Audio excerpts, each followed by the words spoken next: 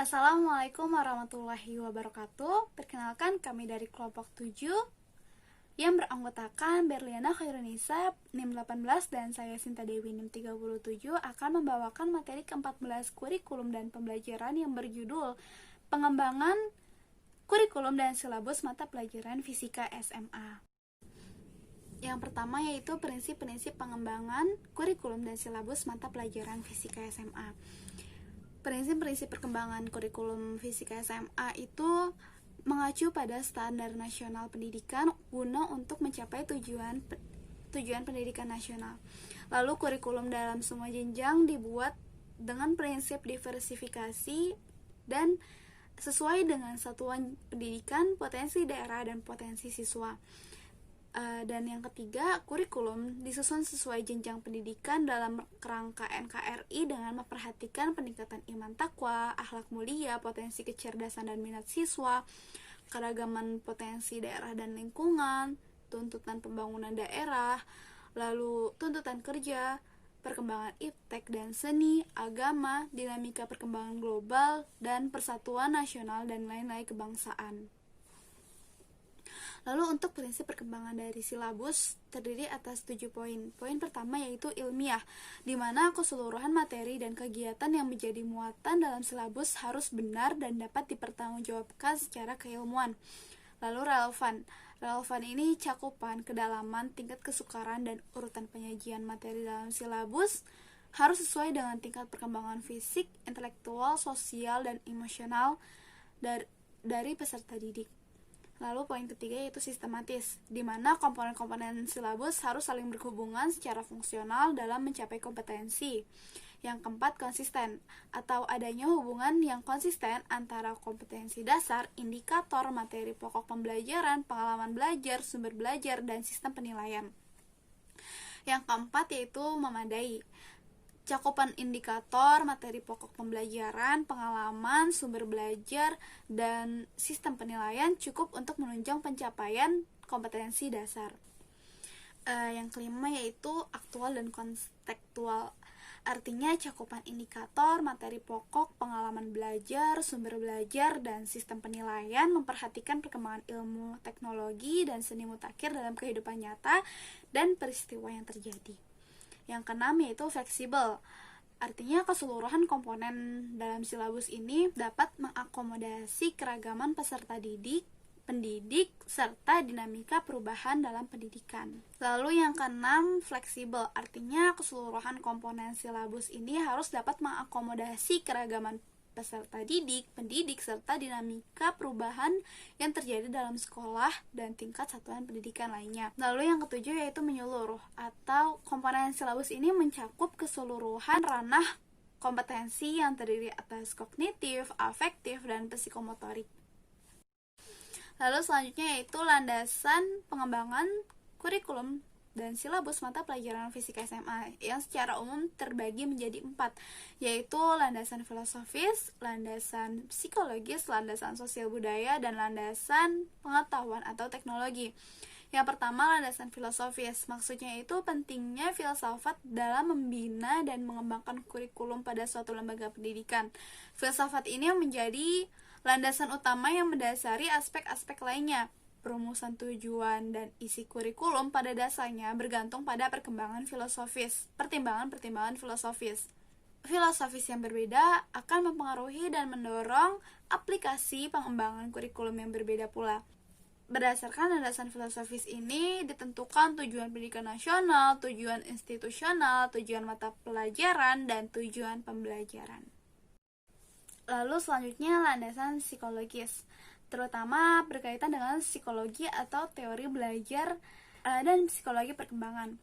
Psikologi perkembangan ini diperlukan terutama dalam menentukan isi kurikulum yang diberikan pada siswa agar tingkat keluasan dan kedalamannya sesuai dengan taraf perkembangan siswa tersebut. Psikologi ini memberikan kontribusi dalam hal bagaimana kurikulum itu disampaikan kepada peserta didik dan bagaimana siswa harus mempelajarinya, dengan kata lain berkenaan dengan penentuan strategi kurikulum. Selanjutnya, landasan sosial budaya. Landasan ini dijadikan sebagai salah satu aspek yang harus dipertimbangkan dalam perkembangan kurikulum. Karena pendidikan selalu mengandung nilai yang harus sesuai dengan nilai yang berlaku di masyarakat. Di samping itu, keberhasilan suatu pendidikan dipengaruhi oleh lingkungan. Kehidupan masyarakat dengan segala karakteristik dan kekayaan budayanya akan menjadi dasar dan acuan bagi pendidikan atau kurikulum. Lalu, landasan pengetahuan dan teknologi. Landasan iptek ini diperlukan dalam pengembangan kurikulum sebagai upaya menyelaraskan isi kurikulum dengan perkembangan dan kemajuan yang terjadi dalam dunia iptek yang menyebabkan perkembangan dunia pendidikan baik secara langsung maupun tidak langsung. Lalu selanjutnya, faktor yang mempengaruhi pengembangan kurikulum dan silabus mata pelajaran fisika SMA. Faktor pertama yaitu karena adanya perbedaan filosofi tentang manusia dan pendidikan, khususnya mengenai hakikat kebutuhan peserta didik terhadap pendidikan dan pembelajaran. Kemudian faktor kedua yaitu karena cepatnya perkembangan ilmu dan teknologi, sehingga subjek matter yang harus disampaikan kepada peserta didik pun semakin banyak dan semakin beragam. Dan poin ketiga yaitu adanya perubahan dalam masyarakat baik tingkat lokal maupun global. Dan faktor terakhir yaitu keinginan untuk menyamaratakan standar pendidikan secara internasional. Selanjutnya di sini saya akan menjelaskan tentang hambatan pengembangan kurikulum dan silabus mata pelajaran fisika SMA. Yang pertama yaitu motivasi. Motivasi yang dimiliki guru untuk mengoptimalkan kinerja yang lemah karena berbagai faktor internal dan eksternal. Yang kedua yaitu pemahaman visi dan misi sekolah. Sebaiknya guru, staf, dan para peserta didik memiliki visi dan misi yang sama, sehingga terciptalah suasana belajar yang kondusif. Yang ketiga yaitu penguasaan teknologi.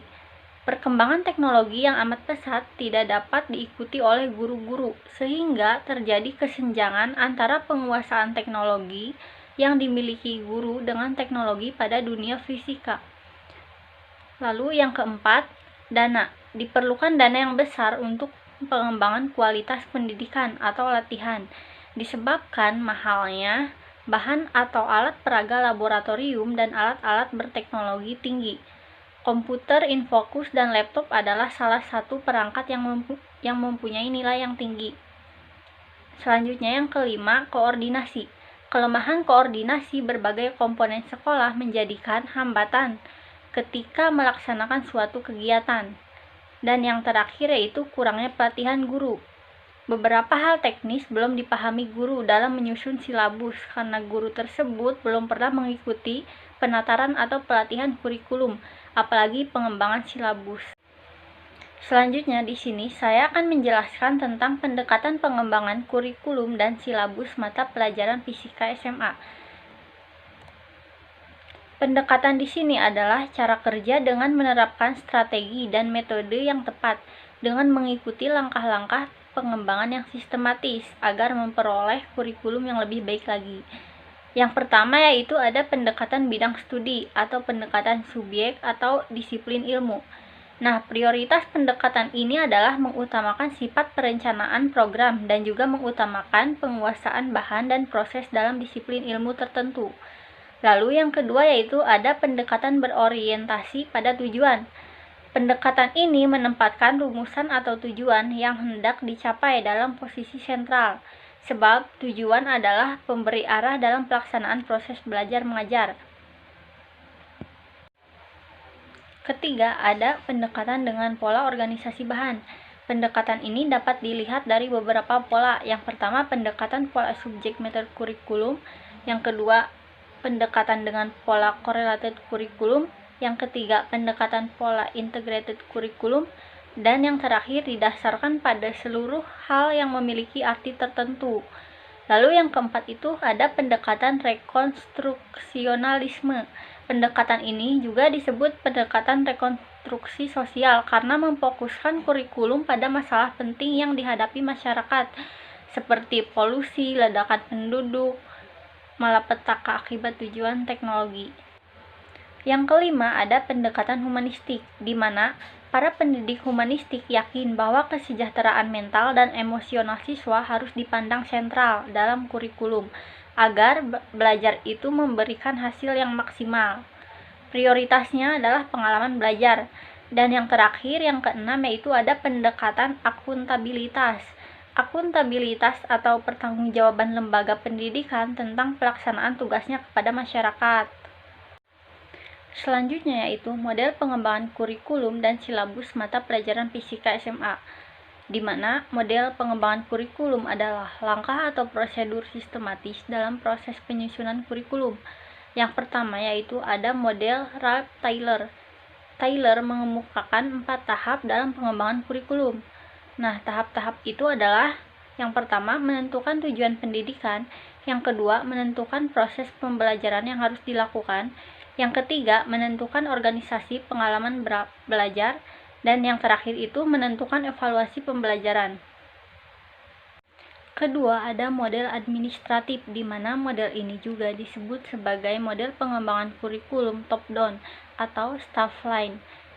Hal ini berarti bahwa pengembangan kurikulum, ide awalnya itu dalam pelaksanaannya dimulai dari pejabat tingkat atas pembuat keputusan dan kebijakan berkaitan dengan pengembangan kurikulum. Yang ketiga yaitu model grassroots, di mana model ini adalah kebalikan dari model administratif. Model ini dimulai dari bawah sampai ke atas. Lalu yang keempat yaitu model demonstrasi.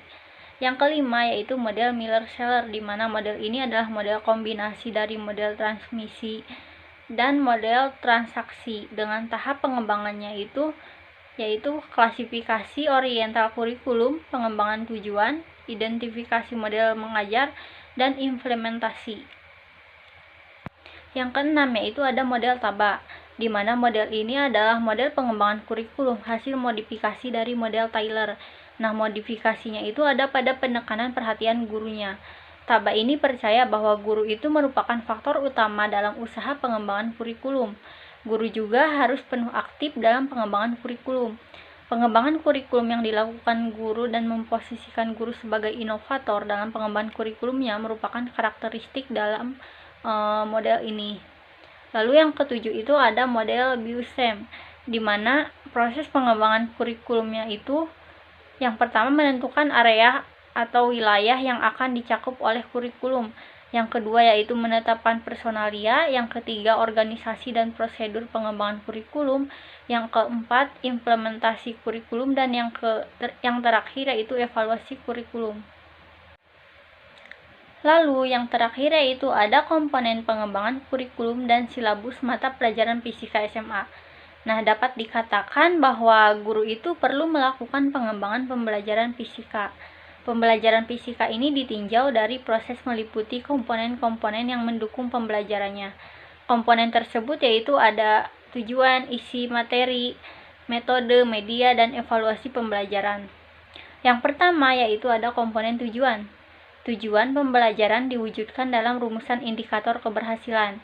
Sebagai guru fisika itu, kita harus dapat menurunkan standar kompetensi dan kompetensi dasar dalam kurikulum menjadi tujuan pembelajaran dan indikator. Lalu yang kedua yaitu ada komponen isi atau materi pembelajaran. Isi atau materi pembelajaran merupakan bahan yang disampaikan kepada peserta didik. Lalu yang ketiga yaitu ada komponen metode. Metode ini berkaitan dengan cara membelajarkan suatu materi kepada peserta didik. Lalu yang keempat yaitu ada komponen media. Media merupakan komponen yang berperan penting dalam pembelajaran. Media ini bersifat membantu proses pemahaman siswa mengenai suatu proses atau konsep tertentu. Dan yang terakhir yaitu ada komponen evaluasi. Evaluasi merupakan suatu tahap yang digunakan untuk melihat keberhasilan setelah peserta didik melalui proses pembelajaran. Nah, evaluasi di sini sangat penting dalam pembelajaran. Karena tanpa evaluasi, guru tidak dapat mengetahui keberhasilan peserta didiknya. Sekian presentasi dari kelompok kami, kurang lebihnya mohon dimaafkan. Wabillahi taufiq wal hidayah. Wassalamualaikum warahmatullahi wabarakatuh.